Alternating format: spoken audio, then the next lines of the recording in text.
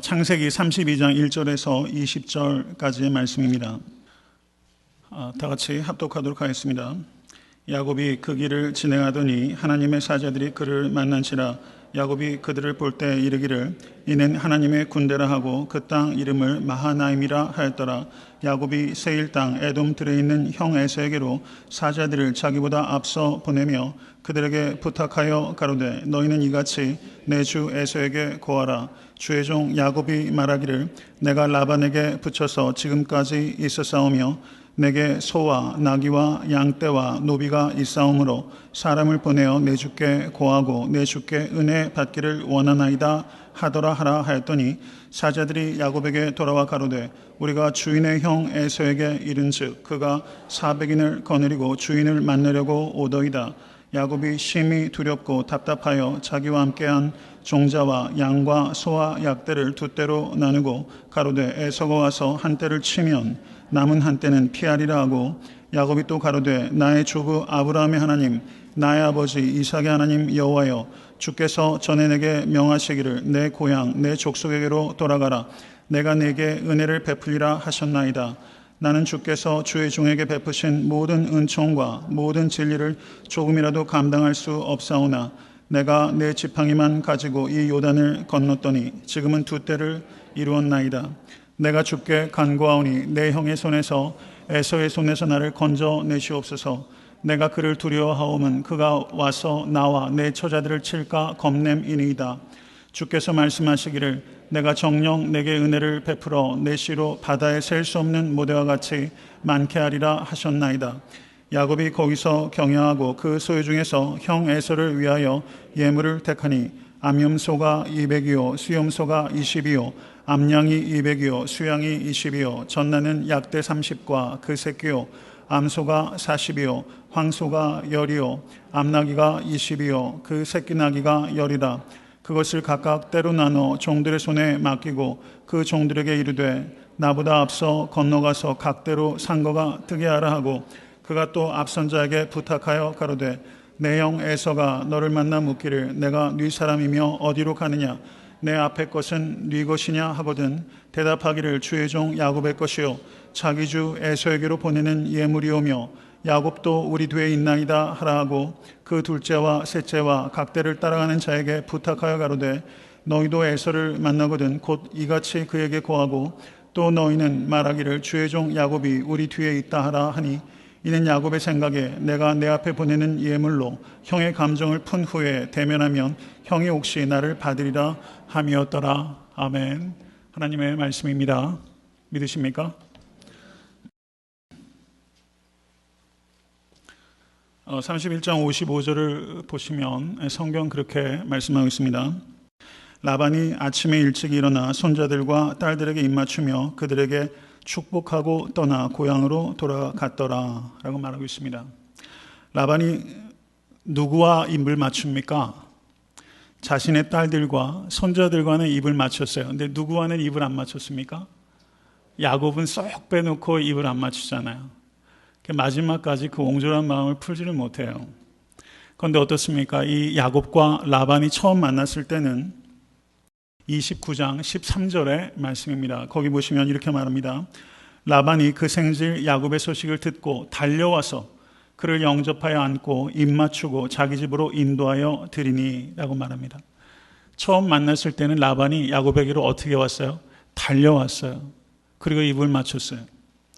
그런데 이 마지막에 헤어질 때는 어떻게 합니까? 라반이 달려와서 입 맞춘 게 아니라 추격하여 왔고 입도 안 맞추고 이제 보내게 되는 씁쓸한 그런 이별의 장면이 기록되어 있는 것을 우리가 볼 수 있습니다.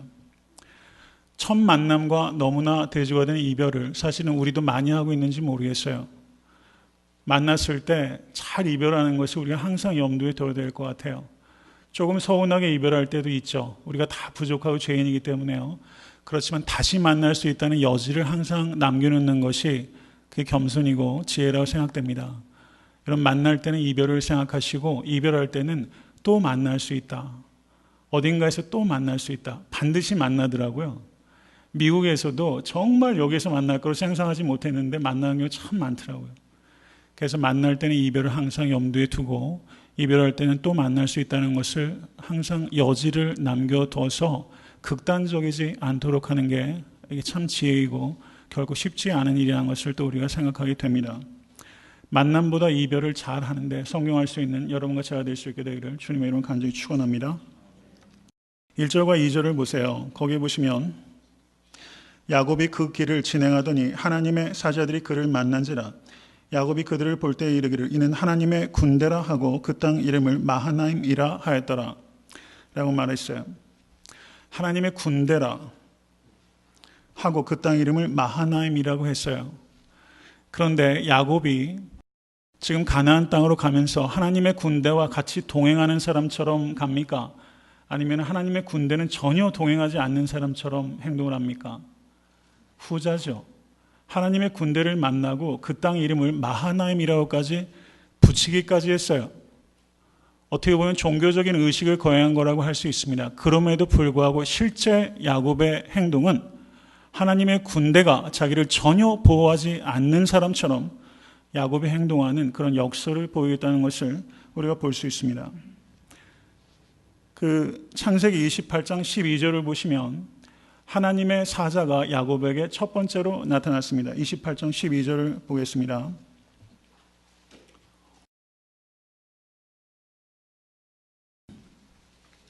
꿈에 본즉 사닥다리가 땅 위에 섰는데 그 꼭대기가 하늘에 닿았고 또 본즉 하나님의 사자가 그 위에서 오르락 내리락 하고 그때 야곱은 하나님의 사자를 처음 봤어요. 그리고 지금 가나안 땅으로 가면서 가나안으로 향하면서 하나님의 사자를 처음 봤고 그리고 가나안으로 향하면서 지금 하나님의 사자가 두 번째로 야곱에게 나타났습니다. 이것은 하나님의 사자가 야곱과 항상 같이 계신다는 것을 나타내는 것입니다. 여러분 보통 사자는 나타나게 되면은 어떤 일을 합니까? 뭔가 메시지를 주잖아요. 그렇죠? Messenger of God. 하나님의 사자는 메신저입니다. 그러면 메시지를 전달하는 게 그 본질적인 역할이라고 할 수 있을 겁니다. 그런데 하나님의 사자가 야곱에게 나타나서 메시지를 줍니까? 주지 않습니까? 아무 말도 하지 않고 하나님의 사자가 침묵하고 있어요. 조금 mysterious한 silence라고 볼 수 있습니다. 하나님의 사자가 나타났으면 무엇인가 말을 하셔야 되는데 하나님의 사자가 오히려 침묵하고 계신 것을 우리가 볼 수 있습니다. 이 침묵의 의미를 어떻게 우리가 이해할 수 있을까요? 저는 이것을 이렇게 한번 묵상해 봤습니다. 여러분, 하나님께서는 세상 끝날까지 믿는 성도와 항상 함께 계시는 임마누엘 하나님이신 것을 믿으십니까? 여러분, 하나님께서 우리와 함께 하시지만 그 하나님이 때로는 우리에게 아무 말도 하지 않을 때가 참 많이 있어요. 우리가 신앙생활을 한다는 것은 어떤 의미에서는 하나님의 침묵을 우리가 견디는 것일 수 있습니다. 그런데 침묵도 언어의 일종이라는 것을 생각하신 여러분과 제가 될 수 있게 간절히 바랍니다. 침묵도 언어의 일종이에요. 하나님께서 여러분과 저에게 말씀하시지 않고 계시다면 말씀이 없는 말씀으로 우리에게 무엇인가를 말씀하고 있다는 것을 믿으신 여러분과 제가 될 수 있게 간절히 바랍니다. 하나님이 아무 말씀을 안 하셔도, 하나님이 만져지질 않아도, 하나님이 어디 계신지 보이지 않아도 여러분, 하나님은 내 옆에 계십니다. 믿으십니까? 여기에서 침묵하는 하나님의 사자는 하나님께서 비록 침묵하실지라도 하나님은 말씀하신 대로 내가 어디에 가든지 항상 나와 함께 하시는 하나님이라는 것을 우리에게 가리키고 계시지 않을까, 저는 그렇게 묵상을 해봤습니다. 그 뒤에 이어지는 내용을 한번 보시죠. 32장 3절 이하를 보시기 바랍니다. 야곱이 세일 땅 에돔들에 있는 형 에서에게로 누구들을 보냅니까? 사자들을 자기보다 앞서 보내며, 여기에서 묘한 대조가 보여지고 있어요. 하나님께서 하나님의 사자들을 야곱에게 보내는데 지금 야곱이 자기의 사자들을 에서에게 앞서 보내고 있는 장면이 여기 기록되어 있습니다. 그런데 4절 말씀 보세요. 그들에게 부탁하여 가로되라고 말하고 있어요. 부탁하여 가로되. 그 뒤에도 보시면 야곱이 사자들을 앞서 보내면서 부탁해서 가로되라는 표현들이 뒤에도 계속해서 반복되고 있습니다. 그 내용이 무엇입니까? 너희는 이같이 내 주 에서에게 고하라. 에서를 누구라고 말합니까? 내 주라고 말하고 있어요. 그리고 종들에게 에서에게 말할 때 첫 번째 말을 어떻게 시작하게 합니까? 주의 종 야곱이 말하기를 내가 라반에게 붙여서 지금까지 있었사오며 라고 말하면서 종들에게 주의 종 야곱이, 실제 종들이 전하는 말은 주의 종 야곱이서부터 시작하는 것이죠. 내 주 에서에게 말하기를 주의 종 야곱이 이렇게 되는 것이기 때문에 종들이 전달하는 말의 첫 번째 말은 주의 종 야곱이라는 말이에요. 여러분, 이 말을 우리가 깊이 생각해야 됩니다. 이거는 매우 디플로메틱한 아주 외교적인 수사예요. 인간적인 언어를 통해서 에서의 분노를 캄다운 시키려고 하는 아주 인간적인 방책이 여기 동원되고 있다는 것을 우리가 볼 수 있습니다. 그리고 그 뒤에 이어지는 내용은 무엇입니까?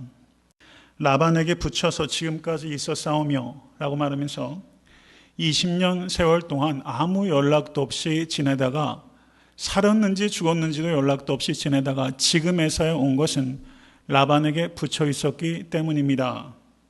라고 말하고 있는 것을 볼 수가 있습니다. 여러분, 세월이 지나면 상처들이 아무는 경우들이 많이 있어요. 그렇죠? 그런데 세월이 지나면 상처가 더 덧나는 경우도 분명히 있는 것 같아요. 그러면 야곱의 입장에서 여러분과 제가 한번 깊이 한번 생각해 봤으면 좋겠습니다. 야곱의 입장에서는 에서가 20년이라는 세월을 통해서 자기에게 속임받았던 일에 대한 상처가 완화되었을까 아니면 덫이 났을까? 이게 야곱에게 있어서는 이게 굉장히 중요한 숙제였지 않겠습니까? 근데 야곱은 이것을 두려워했던 것입니다. 과연 세월이 어떻게 역할을 했을까? 우리들도 실제 살아가면서 그리고 관계 속에서 이 세월이 어떻게 작용을 할까? 이 부분에 있어서도 우리도 사실은 그 야곱 같은 입장에 있을 때가 적지 않게 있다는 것을 볼 수가 있습니다. 야곱은 에서의 보복을 분명히 두려워하고 있었습니다. 그런데 비슷한 상황들이 있어요. 창세기 50장 15절을 보시면 한번 찾아보시겠습니까? 창세기 50장 15절.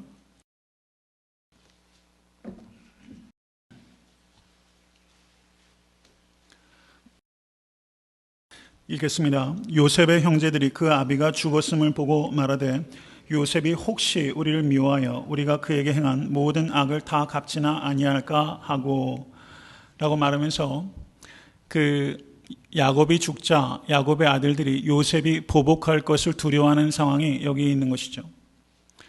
지금 야곱의 아들들이 요셉의 보복을 두려워하는 것과 동일하게 야곱이 에서의 보복을 두려워하는 상황이 오늘 본문에 있다는 것입니다. 이것은 기우라고 말할 수 있는 거예요. 안 해도 되는 걱정을 지금 야곱이 하고 있는 것을 볼 수가 있습니다. 여러분, 중국의 고사성어 중에 기우우천이라는 그 고사성어가 있어요. 기우란 말이 이제 그것을 줄인 말이라고 보여집니다. 옛날 중국에 기나라라는 나라가 있었습니다. 근데 한 청년이 살고 있었는데 그는 항상 길거리에 앉아서 이런저런 걱정들을 많이 하면서 살고 있었습니다. 그래서 그 걱정 때문에 아무 일도 하지 못했습니다. 그래서 지나가던 사람들이 무슨 걱정을 그렇게 많이 하느냐라고 이 청년에게 물었습니다. 그러자 이 청년이 이렇게 대답을 한 겁니다. 하늘이 꺼질까 봐 걱정이 되어서 아무 일도 할 수 없습니다. 라고 대답을 한 거예요. 하늘이 꺼질까 봐 걱정이 되어서 아무 일도 할 수 없습니다. 이 어이없는 대답을 들은 사람이 이 청년에게 이렇게 말합니다. 옛날에도 한 번도 하늘이 꺼진 적이 없고 앞으로도 하늘이 꺼지지는 않을 것이요. 그리고 혹 하늘이 꺼진다고 할지라도 걱정한들 무슨 소용이 있겠소? 라고 이 청년에게 말을 하자 그때서야 비로소 청년이 툭툭 자리를 털고 일어났다는 이야기입니다. 거기에서 비롯된 고사성어가 기인우천, 기나라 사람이 하늘을 걱정한다라는 거예요. 쓸데없는 걱정을 하는 것을 그래서 기우라고 말하는 것입니다. 여기에서 야곱이 에서의 보복을 두려워하는 것은 그야말로 가능성은 있지만 결과적으로는 쓸데없는 걱정을 한 것이라고 볼 수 있습니다. 여러분, 혹시 야곱이 에서의 보복을 두려워했던 것처럼 여러분과 저도 쓸데없는 걱정 많이 하고 계시지 않습니까? 마태복음 6장 34절을 보시면 우리 주님께서 제자들에게 이렇게 가르치십니다. 그러므로 내일 일을 위하여 염려하지 말라. 내일 일은 내일 염려할 것이요 한날 괴로움은 그날 족하니라. 여러분 아멘 하시기 바랍니다. 왜 이렇게 염려가 가득한 표정으로 앉아 계세요? 가만히 보면요, 우리가 참 염려 많이 하면서 살아요. 그런데 그 긴 우천이라는 고사를 이렇게 보면서 너무 황당한 염려들을 사실은 많이 하면서 우리도 살고 있는 게 사실인 것 같아요. 가만히 한번 자기를 되돌아볼 수 있게 되기를 간절히 바랍니다. 염려하다라는 그 동사가 그리스 말로 메림나오라는 단어입니다. 메림나오. 그런데 이 메림나오라는 동사가 합성어예요. 메르나오라는 동사와 누스라는 그 명사가 합쳐진 단어가 메림나오입니다. 메르나오는 자르다라는 뜻이 있어요. 자르다. 그리고 누스는 여러분 어떤 단어로 생각하세요? 누스는 마음이에요. 그러니까 메림나오는 무엇을 자르는 거예요? 마음을 자르는 거예요. 염려는 하나님을 향한 우리의 마음을 자르는 거예요. 그게 염려예요. 하나님을 온전히 바라보지 못하고 마음이 잘라지는 거예요. 마음이 어떻게 잘라집니까? 하나님께서 정말 나를 사랑하시는가? 하나님께서 나를 이 문제에서 구원하실 수 있는가? 하나님의 사랑과 그리고 하나님의 능력에 대해서 우리의 마음이 잘라질 때 그때 염려하게 되는 것을 우리가 봐야만 되는 것입니다. 여러분께서 만약에 야곱의 입장이라고 한번 생각해 보세요. 하나님께서 베델에서 여러분 꿈을 통해서 그에게 여러분 하나님의 사자가 사닥다리를 오르락내리락 하는 환상을 보여주셨고 그에게 말씀하셨어요. 그리고 야곱이 고백하는 것처럼 하나님께서 은혜를 더하셔서 저가 큰 부자가 되었습니다. 그리고 돌아올 때도 라반에게 알리지도 않고 라반이 양털을 깎으러 간 사이에 부끄럽게 도망했잖아요. 그런데 결국은 잡혔어요. 그런데 누가 보호했습니까? 하나님께서 보호하셨어요. 야곱의 클레버니스가 야곱을 보호한 것이 아니라 하나님의 페이스풀니스가 야곱을 보호한 것입니다.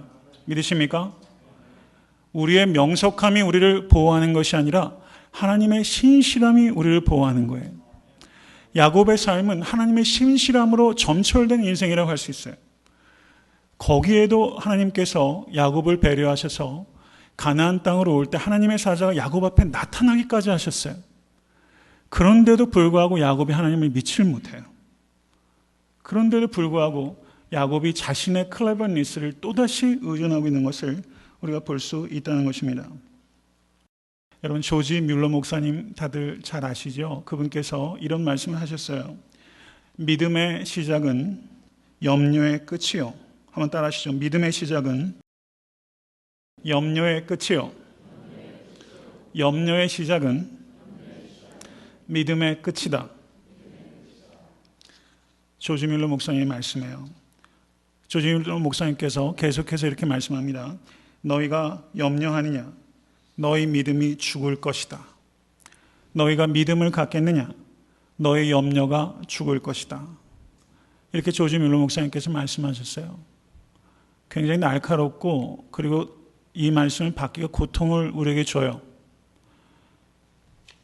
깊이 생각해야 됩니다. 너희가 염려하느냐? 너희 믿음이 죽을 것이다.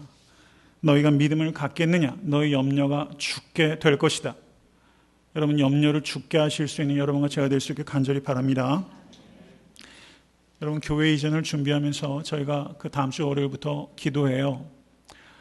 여러분 그 이름을 지금 쓰시려고 굉장히 망설이고 계시죠? 그래서 많이들 아직까지 이름을 많이 안 적으신 것 같아요. 저는 정말로요. 교회를 이전하기 위해서는 우리 헌금이 필요하죠. 그렇죠. 그런데 더 중요한 것은 기도가 필요한 겁니다. 여러분 40일 동안 하루만이라도 자기 이름을 기입하시고 기도하세요. 여러분 많은 염려들이 있으신 것 같아요. 옮겨갈 때 염려가 필요한 부분도 있죠. 그리고 뭐 여러 가지 매입하는 과정도 여러 가지 과정이 있고 또 유틸리티라든가 여러 가지 염려들이 있잖아요. 모든 것들을 깊이 생각하고 우리가 할 수 있는 일인지 없는지 우리가 이성적으로 영적으로 깊이 논의하는 관계가 또 있을 거예요. 여러분 믿음대로 하나님께서 우리에게 인도하실 거예요. 가장 좋은 대로 인도하실 것을 믿습니다. 저는 처음 생각할 때부터 내려놓을 준비 다 하고 있어요. 여러분 믿으셔도 돼요. 우리가 감당하지 못할 건 무리하게 절대 추진하지 않습니다. 그렇지만 할 수 있는 것이라면 목회자로서 독려해야 될 필요도 있는 것이죠. 여러분 모쪼록 우리가 서로가 그런 믿음을 가지고 이 일을 바라보실 수 있기를 바라고요. 어디로 가든지 서로를 자랑스러워할 수 있는 그런 이정이 될 수 있도록, 결코 쉬운 일은 아닌 것 같아요. 저에게도 쉬운 일은 아니고 처음 있는 일이잖아요. 그런데 하나님께서 원하시는 대로 순종할 준비는 우리 모두에게 다 돼 있다고 생각해요. 여러분 그러니까 지나친 염려하지 마시고 기도하세요. 기도하는 대로 하나님께서 이끄실 겁니다. 내려놓으라면 내려놓으면 되죠. 뭐 어려운 일이겠어요. 그리고 하나님께서 주시면 힘 좀 한번 써보면 되잖아요.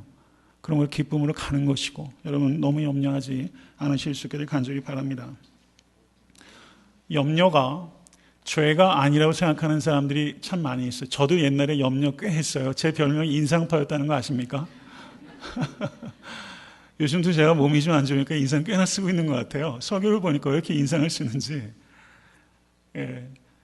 염려를 저도 한때는 죄가 아니라고 생각했어요. 심지어 염려하는 거를 좀 진지하게 살아가는 거 아닌가 이렇게 생각을 할 정도였어요. 예, 젊었을 때. 그런데 성경을 보니까 염려가 진지하게 사는 게 아니에요. 염려를 뭐라고 말하냐면 죄라고 성경이 말씀하더라고요. 염려가 죄래요. 그냥 내 캐릭터가 아니에요. 염려가 죄입니다. 여러분 누가복음 21장 34절 말씀 한번 보세요. 누가복음 21장 34절 말씀.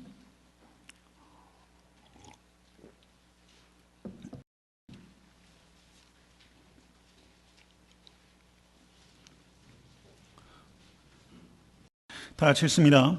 너희는 스스로 조심하라. 그렇지 않으면 방탕함과 술 취함과 생활의 염려로 마음이 둔하여지고 뜻밖의 그날이 덫과 같이 너희에게 임하리라.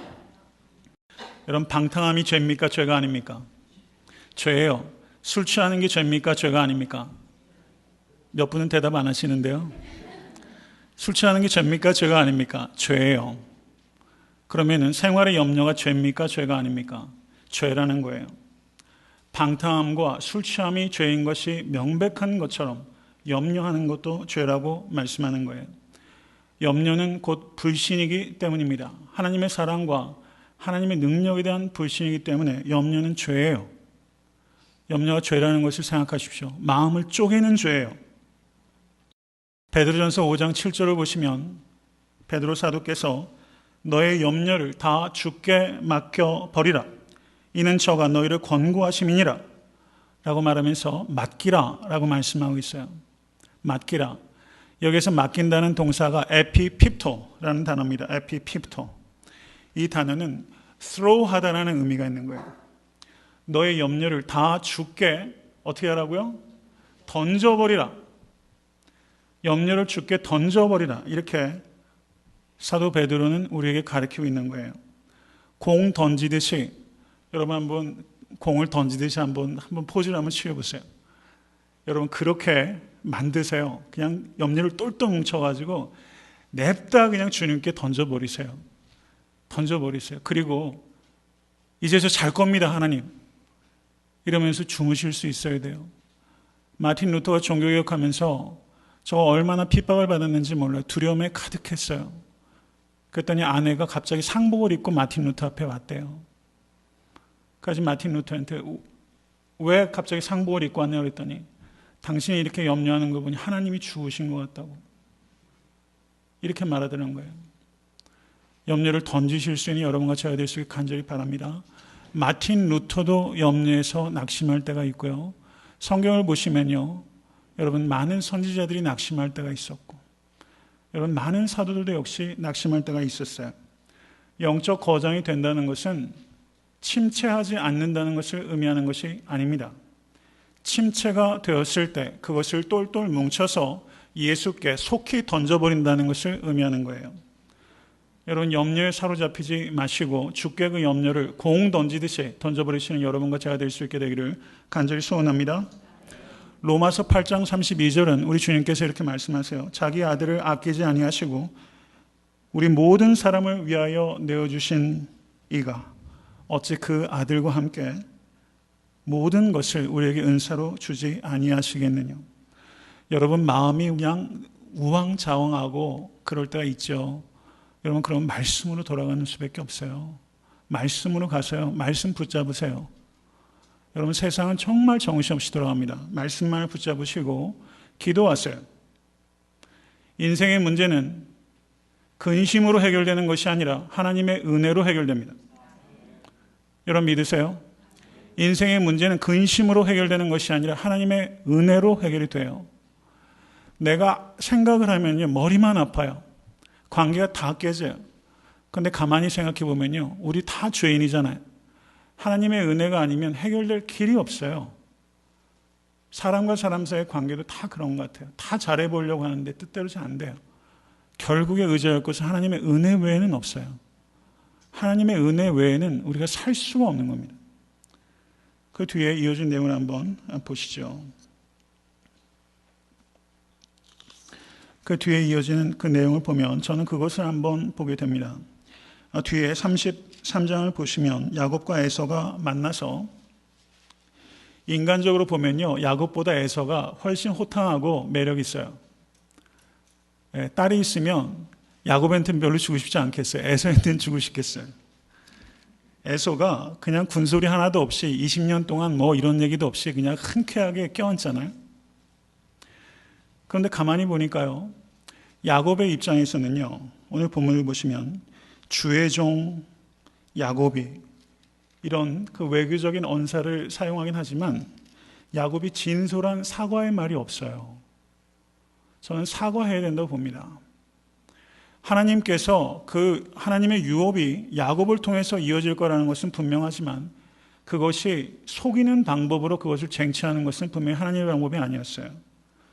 야곱은 용서까지 구하지 못하더라도 최소한 진심을 담아서 형에게 형이 그것을 덮는다 할지라도 저는 야곱이 사과하는 과정이 필요하다고 봅니다.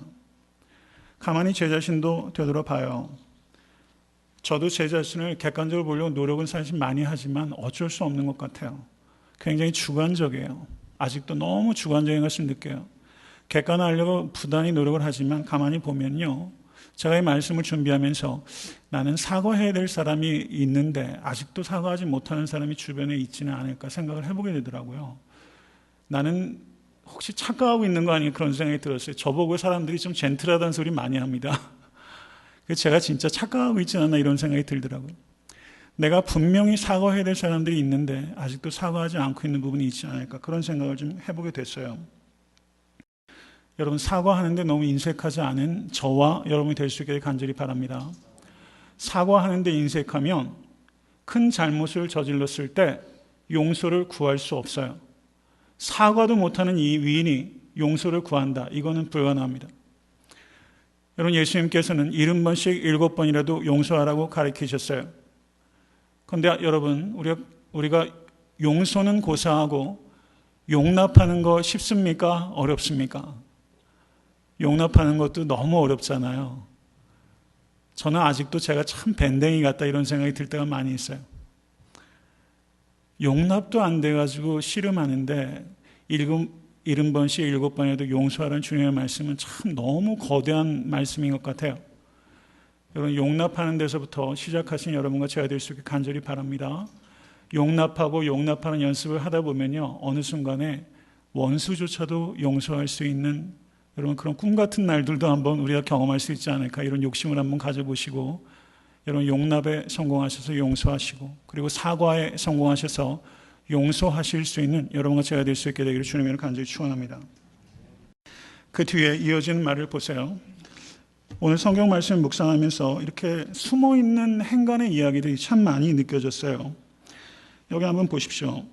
사자들이 야곱에게 돌아와 6절 말씀 다 같이 읽습니다. 사자들이 야곱에게 돌아와 가로되 우리가 주인의 형 에서에게 이른즉 그가 400인을 거느리고 주인을 만나려고 오더이다. 여기에서 그 야곱의 사자들이 좀 이 미션을 잘 완수했는지 잘못 완수했는지가 좀 아리송해요. 에서가 무슨 말을 했는지 전달하는 말이 있습니까? 없습니까? 에서가 한 말은 한마디도 전달이 안 돼요. 그리고 뭐만 얘기해요? 400명이 옵니다. 어떤 말을 전해줘야 되는데 400명이 온다고만 얘기했어요. 저는 그래서 에서가 실제 아무 말도 안 했는지 아니면 이 종들이 귀담아 듣지 못했는지 어디에서 문제가 생겼는지 묵상을 해도 답이 있어요, 없어요? 답이 없죠. 생각해 보는 거예요. 저는 이것을 보면서 여기서 만나러 온다라고 했는데요.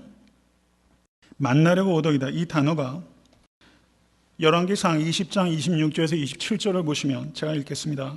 경청하세요. 해가 돌아오매 벤하닷이 아람 사람을 점거하고 아벡으로 올라가서 이스라엘과 싸우려 하매 이스라엘 자손도 점거함을 입고 군량을 받고 마주 나가서 저희 앞에 진을 치니 이스라엘은 염소 새끼의 두 적은 때와 같고 라고 말합니다. 여기서 마주 나가서 라고 하는 이 단어가 여기에서 만나려고, 에서가 야곱을 만나려고 할 때 그 단어랑 똑같은 히브리어가 사용되고 있어요. 그러면 열왕기상 20장에서는 이 만난다는 게 호의적인 마중입니까? 적대적인 마중입니까? 적대적인 마중이에요. 그렇죠? 그런데 창세기 24장 65절을 보시면 거기에 이렇게 기록합니다. 종에게 말하되 들에서 배회하다가 우리에게로 마주오는 자가 누구뇨? 종이 가로되 이는 내 주인이니이다. 리브가가 면박을 취하여 스스로 가리우더라. 마주오는 자가 누구냐 했을 때 그때 오는 자가 누구예요? 이삭이에요. 리브가를 만나러 왔을 때 적대적으로 나왔어요? 그렇지 않죠. 호의적으로 마주온 거예요. 이 단어와 똑같이 오늘 본문에서 에서가 야곱을 만나러 왔을 때 그 단어 카라라는 단어가 사용되고 있습니다. 그럼 여러분 한번 생각해 보세요. 여러분께서 야곱의 입장을 생각해 보시면 조금 전에 제가 말씀드린 게 20년이라는 세월이 상처를 아물게 했을까 아니면 덧나게 했을까? 똑같은 질문이죠. 지금 에서가 만나러 오는데 이 단어가 적대적인 매너로 마중 오는 것인가 아니면 호의적인 매너로 마중 오는 것인가? 여러분 이거 굉장히 아리송한 문제잖아요. 그런데 이런 상황이 닥치면 여러분 호의적이라고 판단하시겠어요? 적대적이라고 판단하시겠어요? 적대적이라고 판단할 수밖에 없죠. 왜 그렇습니까? 400명이나 오는 거예요. 400명이나. 저는 이걸 보면서요. 창세기 14장 14절을 보시면 롯이 포로로 잡혀갔을 때 아브라함이 몇 명을 데리고 갑니까? 318명을 데리고 가요. 그것보다도 많은 숫자예요. 굉장히 스트레이트닝하는 넘버가 지금 여기에 오고 있다는 것입니다. 그래서 야곱은 최악의 상황을 염두에 두고 모든 것을 준비했어요. 저는 여기에서 이 야곱의 사자들, 메신저의 역할을 한번 묵상해 봤어요. 중간에 전달하는 사람이 있잖아요. 여러분 야곱의 사자가 자신의 사명을 100% 충실하게 수행을 한 것입니까? 아니면 무엇인가 부족한 것입니까? 무엇인가 부족하죠. 이 야곱의 사자가 한 말은 무엇입니까? 400명이 만나려고 온다는 거예요. 400명이 주인을 만나려고 오더이다. 이 말은 맞아요, 틀려요?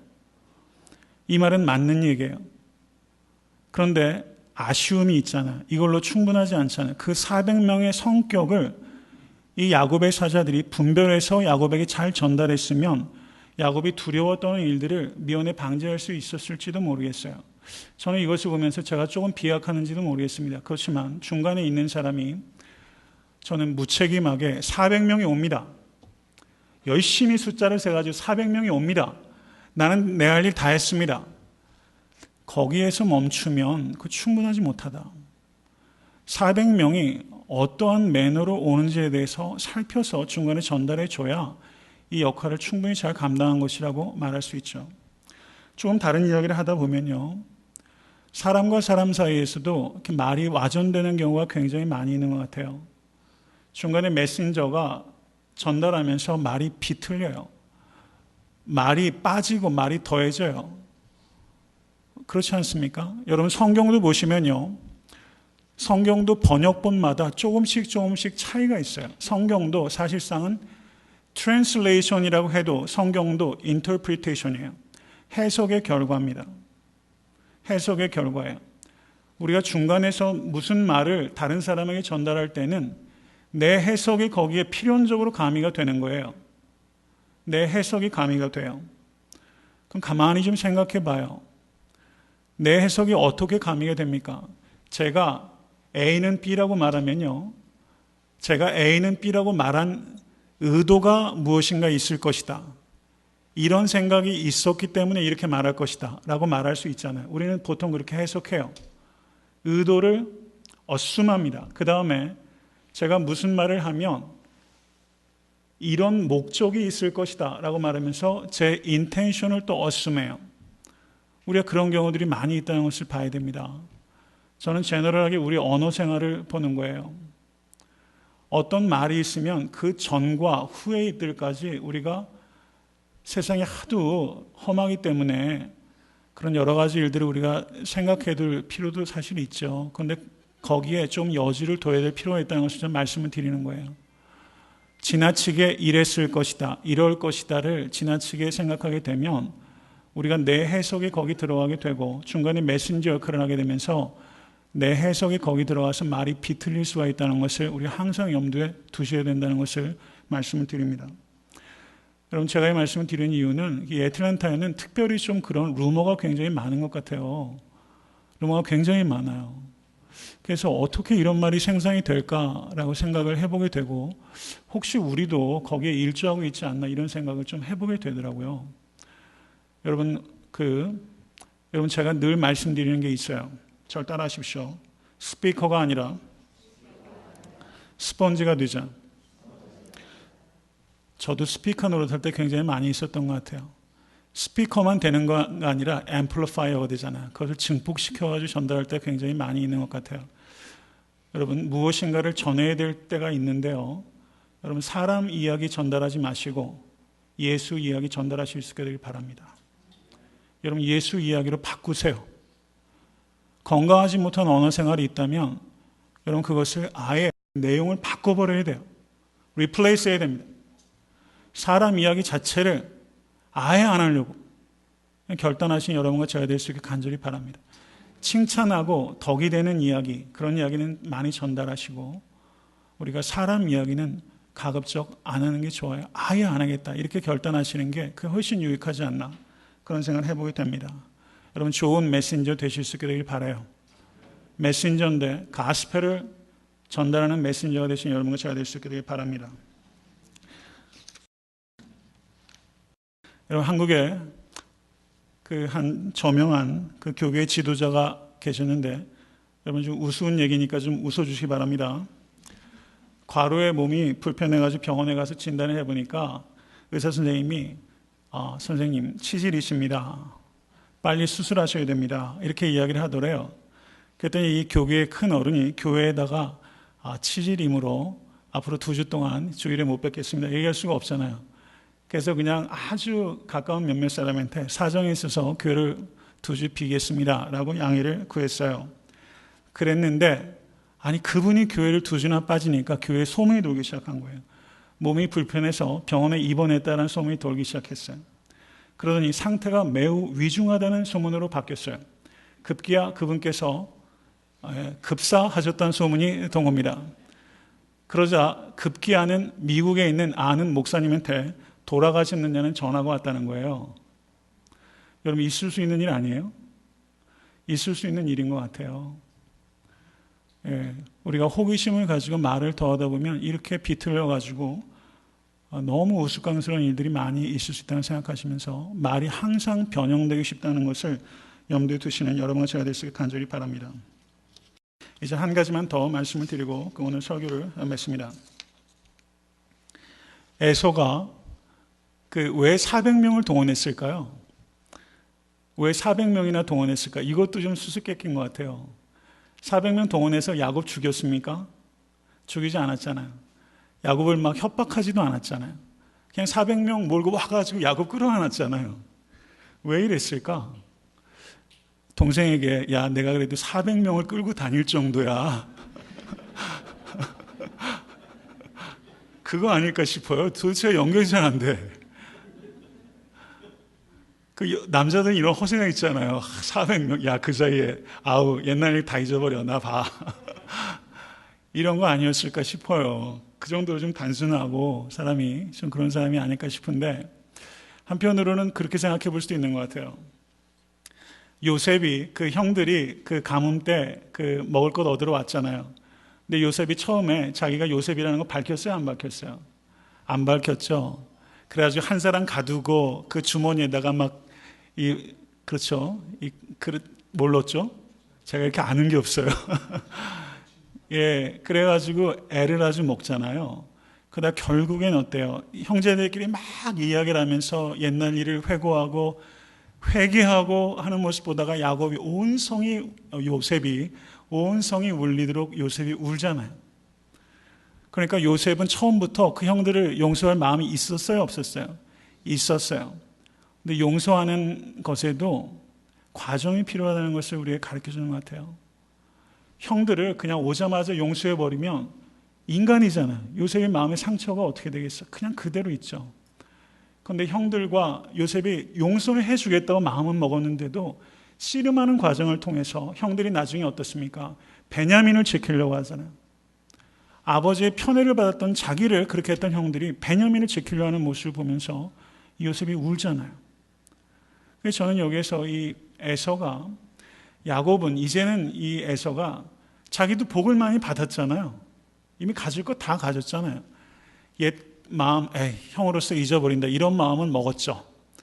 그런데도 요 녀석, 걔도 마음고생은 좀 시켜야지 하면서, 여러분 카드를 쳐도요, 이렇게 카드를 쳐도 이 자기 패를 끝까지 안 보여주는 사람 있잖아요.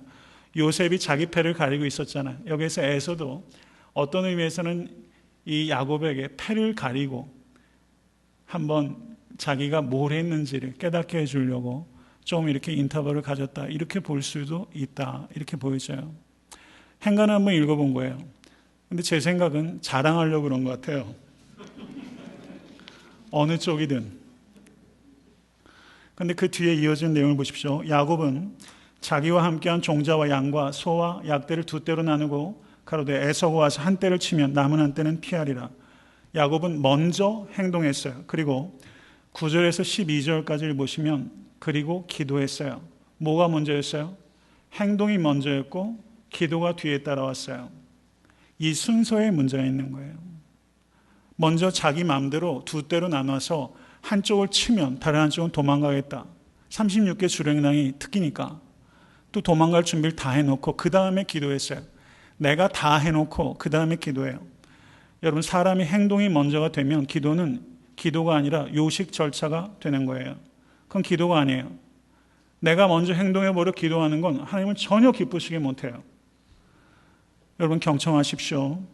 하나님의 뜻이 분명해질 때까지는 신중해야 합니다. 그리고 하나님의 뜻이 분명해지면 신속해야 돼요. 그런데 우린 이 순서가 뒤바뀌어요. 하나님의 뜻을 분별해야 될 때 우린 지나치게 신속해요. 왜 그렇습니까? 내 뜻대로 하기 때문입니다. 하나님의 뜻은 그저 명분에 불과하고 내 뜻대로 하기 때문에 하나님의 뜻을 분별하는 과정은 굉장히 짧아요. 대개의 경우에. 그 다음에 하나님의 뜻이 분명해지면 오히려 신중해져요. 내 뜻과 맞으면 신속하고 내 뜻과 안 맞으면 신중해져요. 우린 이게 뒤바뀌어 있어요. 하나님의 뜻을 아는 과정에 있어서는 우리는 매우 신중해야 합니다. 그리고 하나님의 뜻이 분명해지면 비록 내 마음에 편치 못하다 할지라도 그 일을 행하는데 신속한 여러분과 제가 될 수 있게 간절히 바랍니다. 여러분, 에탄한테 섬기는 교회는 그런 교회가 되어야 될 줄로 믿습니다. 야곱이 짐승을 550마리를 준비했어요. 그런데 그 중에 암컷이 몇 마리인 줄 아세요? 누가 말씀하셨어요? 400? 400마리요? 근접하셨어요. 400 신속하셨네요. 490마리입니다. 490마리가 암컷이고 550마리 중에서 490마리가 암컷이에요. 그리고 그 중에서 어린 것들이 많이 있었어요. 그러니까 지금 아주 극상품을 준비한 거예요. 그리고 그 뒤에 이어진 내용을 보십시오. 뭐라고 말하냐면 내 형 에서가 너를 만나 묻기를 내가 네 사람이며 어디로 가느냐 내 앞에 것은 네 것이냐 하거든. 여러분, 시험을 보면 예상 질문 뽑죠. 지금 야곱이 에서의 예상 질문을 뽑고 있어요. 머리가 비상해요. 그 다음에 뭐라고 말합니까? 대답을 이렇게 해라. 주의 종 야곱의 것이요 자기 주 에서에게로 보내는 예물이오며 야곱도 우리 뒤에 있나이다. 그래서 사람을 세 대로 나누어서 이 말을 계속 반복하도록 질문도 뽑아주고 대답도 가르쳐줬어요. 야곱은 디테일에 강해요. 엄청 디테일에 강해요. 여러분, 우리 너무 디테일해지면 안 됩니다. 너무 디테일하면 안 돼요. 말씀을 맺습니다. 야곱은 너무 인간적이에요.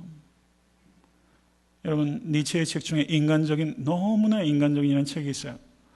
책은 안 읽고 저는 제목만 압니다. 너무나 인간적인. 야곱은 하나님께서 그의 삶을 너무나 놀랍도록 인도하셨음에도 불구하고 너무나 인간적인. 예상 질문과 대답까지 준비해 줄 정도로 꼼꼼한 사람이에요. 전 이걸 보면서 제 자신을 보게 돼요. 하나님께서 여태까지 우리의 삶을 그렇게 분명하게 인도해 주셨는데 우리가 너무나 인간적이에요. 너무나 인간적이에요. 그게 제 모습은 아닌가, 이런 생각을 오늘 말씀을 통해서 깊이 생각해 봤습니다. 여러분, 정말 하나님의 뜻을 분별하실 수 있게 되길 바라고, 그 뜻이 분명하면 서로 내 이익과 그리고 내 이름이 땅바닥에 떨어지는 한이 있다 할지라도 하나님의 뜻이라면 그것을 기쁨으로 그 일을 감당할 수 있는 여러분과 제가 될 수 있게 간절히 축원합니다.